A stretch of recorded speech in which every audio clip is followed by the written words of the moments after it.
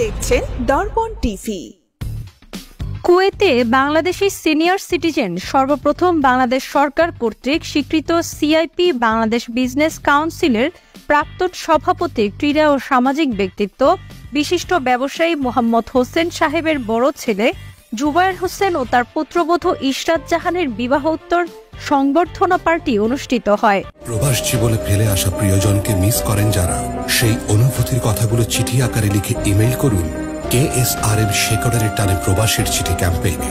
নির্বাচিত সেরা চিঠির বিজয়ীদের জন্য থাকছে এয়ার টিকেট। বিস্তারিত জানতে চোখ রাখুন KSRM পেজে। বুধবার 17 এপ্রিল কুয়েতের আল ফাহাহিল এলাকায় অবস্থিত বিলাসবহুল মোগলমহল রেস্টুরেন্টের হল রুমে এক আড়ম্বরপূর্ণ এই অনুষ্ঠানের আয়োজন করা হয়। উক্ত অনুষ্ঠানে বড় কোনেপক্ষ মিলে সহস্রাধিক লোক উপস্থিত হয়। জমকালো এই আয়োজনে বাংলাদেশের বিভিন্ন স্তরের প্রতিনিধি, সামাজিক, রাজনৈতিক, সাংস্কৃতিক ও সাংবাদিক ব্যক্তিবর্গ উপস্থিত ছিলেন। বিশেষ অতিথি ছিলেন বাংলাদেশ বিমানের কান্ট্রি ম্যানেজার আবু বকর সিদ্দিক ও স্টেশন ম্যানেজার, বাংলাদেশ দূতাবাসের প্রশাসনিক কর্মকর্তা জনাব জাহাঙ্গীর সাহেব সহ আরও বিভিন্ন সরকারি কর্মকর্তা সপরিবারে এতে অংশগ্রহণ করেন। উপস্থিত ছিলেন কুয়েত প্রবাসী বাংলাদেশি এবং কুয়েতি নাগরিক সহ অন্যান্য আরব দেশের নাগরিকগণ।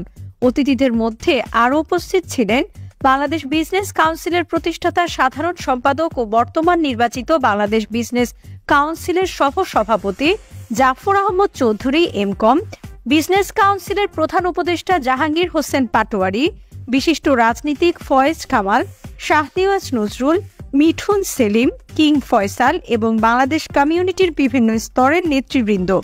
অনুষ্ঠানে আগত অতিথিবৃন্দ পারস্পরিক কুশলাদি বিনিময়ের পর বড় কনের সঙ্গে দেখা করে তাদের সুখী দাম্পত্য জীবনের জন্য দোয়া ও শুভকামনা জানান।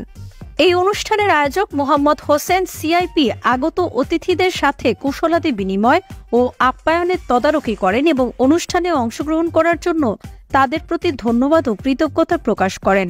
অনুষ্ঠান শেষে তার পুত্র ও পুত্রবধূর জন্য সকলের নিকট দোয়া কামনা করেন। আমাদের দর্পণ টিভির কুয়েত প্রতিনিধি রবিউল ইসলাম খায়ের পাঠানো তথ্য ও চিত্রে নিউজ ডেস্ক।